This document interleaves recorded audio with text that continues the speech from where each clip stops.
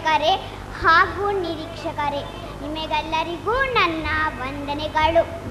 ಈ ಜಗತ್ತು ಭಗವಂತನ ಸೃಷ್ಟಿ. ನಮ್ಮೆಲ್ಲರನ್ನೂ ಕಾಪಾಡುವವನು ಆ ಭಗವಂತ.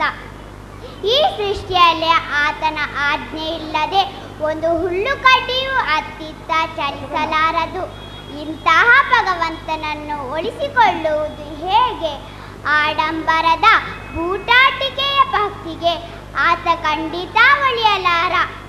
ಆತನಿಗೆ ಬೇಕಾಗಿರುವುದು ನಿರ್ಮಲವಾದ ಪ್ರೀತಿಯ ಭಕ್ತಿ. ಇಂತಹ ಪರಿಶುದ್ಧ ಭಕ್ತಿಯಿಂದ ಶ್ರೀಕೃಷ್ಣನ ಅನುಗ್ರಹಕ್ಕೆ ಪಾತ್ರನಾದ ಭಕ್ತ ಸುಧಾಮನ ಬಗ್ಗೆ ಮಾತನಾಡಲು ನಾನು ನಿಮ್ಮೆದುರು ನಿಂತಿರುವೆನು. ಬಡ ಬ್ರಾಹ್ಮಣನಾದ ಸುಧಾಮನದು ಗುಡಿಸಲಲ್ಲಿ ವಾಸ, 10 ಮನೆಯ ಸುತ್ತಾಟ, ದೊರೆತ ಭಿಕ್ಷೆಯಿಂದ ಅತಿಥಿ ಸತ್ಕಾರ ಮಾಡಿ ಮಕ್ಕಳಿಗೆ ಆಹಾರ ನೀಡಿ ಉಳಿದದ್ದು ಪತಿಯೊಡನೆ ತಾನೂ ತಿನ್ನುತ್ತಿದ್ದ.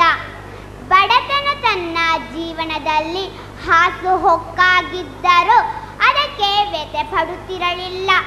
ಎಲ್ಲವೂ ಶ್ರೀಕೃಷ್ಣನ ಚಿತ್ತೆ ಎನ್ನುವ ಮಹಾನ್ ದೈವ ಭಕ್ತನಾದ ಸುಧಾಮನು ಪ್ರಾಮಾಣಿಕನು, ಸತ್ಯಶೀಲನು, ಮೃದು ಹೃದಯವೂ ಆಗಿದ್ದನು. ತಲೆಗೆಳೆದರೆ ಕಾಲಿಗಿಲ್ಲ, ಕಾಲಿಗೆಳೆದರೆ ತಲೆಗಿಲ್ಲ ಎನ್ನುವ ಪರಿಸ್ಥಿತಿಯೊಡನೆ ಹೊಂದಾಣಿಕೆ ಮಾಡುತ್ತಿದ್ದ. ಸುಶೀಲೆಯಾದ ಸುಧಾಮನ ಪತ್ನಿ ದಾರಿದ್ರ್ಯವನ್ನು ಸಹಿಸಲಾರದೆ ಪತಿಯೊಡನೆ ನಮ್ಮ ಈ ಬಡತನವನ್ನು ನಿವಾರಿಸುವ ಬಂಧುಗಳು ಮಿತ್ರರು ತಮಗಿಲ್ಲವೇ ಎಂದು ಕೇಳಿದಳು. ಆಗ ಸುಧಾಮನು, ನನಗಿರುವ ಏಕೈಕ ಬಂಧು ಮಿತ್ರ ಶ್ರೀಕೃಷ್ಣ ಬಾಲ್ಯದಲ್ಲಿ ಸಾಂದೀಪನಿ ಮುನಿಯ ಆಶ್ರಮದಲ್ಲಿ ಕೃಷ್ಣ ಬಲರಾಮರ ಜೊತೆ ವಿದ್ಯಾಭ್ಯಾಸ ಪಡೆದಿದ್ದೆ. ಹಲವಾರು ವರ್ಷಗಳ ಕಾಲ ಒಟ್ಟಿಗಿದ್ದುದರಿಂದ ಆಪ್ತಮಿತ್ರರಾಗಿದ್ದೆವು. ಈಗ ಆತ ದ್ವಾರಕೆಯ ರಾಜ. ನನ್ನಂತಹ ದಟ್ಟ ದಾರಿದ್ರ್ಯದ ಮನುಷ್ಯನನ್ನು ಗುರುತಿಸಿ ಮಾತನಾಡಿಸುತ್ತಾನೆಯೋ ಎಂದು ವ್ಯಥೆಯಿಂದ ನೋಡಿದ. ಪತ್ನಿಯು ಆತನನ್ನು ಸಮಾಧಾನಿಸಿ ಕೃಷ್ಣನನ್ನು ಕಂಡು ಬರುವಂತೆ ಒಪ್ಪಿಸಿದಳು. ಬರೀ ಕೈಯಲ್ಲಿ ಕೃಷ್ಣನನ್ನು ಕಾಣಬಾರದೆಂದು ನೆರೆಮನೆಗೆ ಹೋಗಿ ಒಂದು ಮುಷ್ಟಿ ಅವಲಕ್ಕಿಯನ್ನು ಬೇಡಿ ತಂದಳು.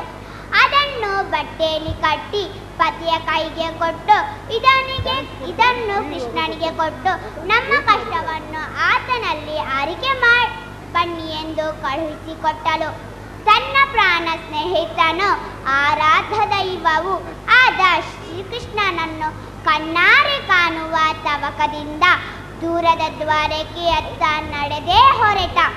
ಶ್ರೀಕೃಷ್ಣನ ನಾಮಸ್ಮರಣೆಯನ್ನು ಮಾಡುತ್ತಾ ಹೋದ. ಅವನಿಗೆ ಮಾರ್ಗಯಾಸವೇ ಗೊತ್ತಾಗಲಿಲ್ಲ.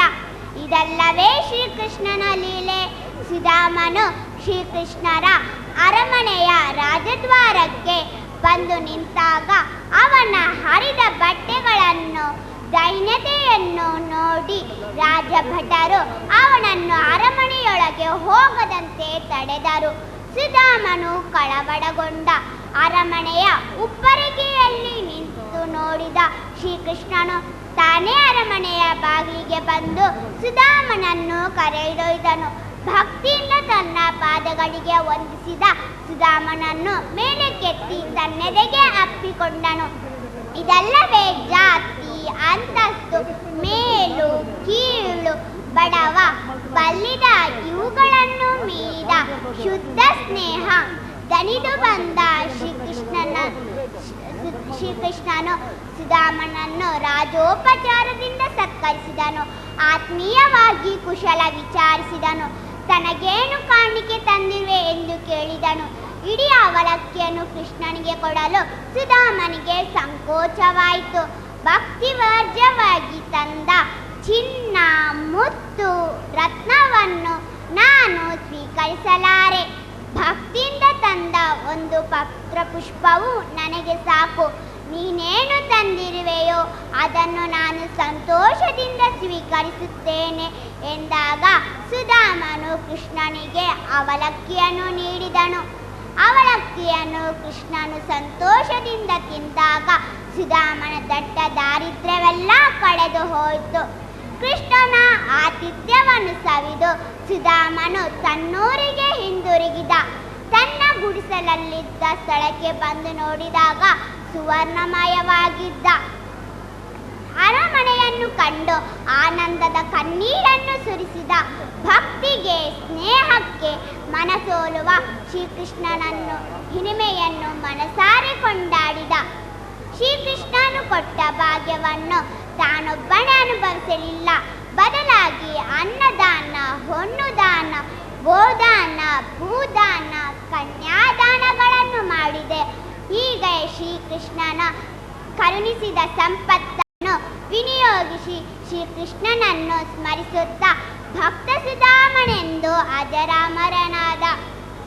ಕ್ಷಮಾಯ ದಯಾಯ ಪ್ರೇಮಂ ಸೂರ್ಣತೇಜವೇನ ಚ ವಶೀಕುರ್ಯ ಜಗತ್ಸರ್ವ ಭಕ್ತಿ ವಿನಯೇನ ಚ ಸೇವಯ. ಸಹನೆ, ದಯೆ, ಪ್ರೀತಿ, ಸರಳ ಸ್ವಭಾವ, ಒಳ್ಳೆಯ ಮಾತು ಮತ್ತು ಭಕ್ತಿಯ ಸೇವೆಯಿಂದ ಇಡೀ ಜಗತ್ತನ್ನೇ ಗೆಲ್ಲಬಹುದು. ವಂದನೆಗಳು.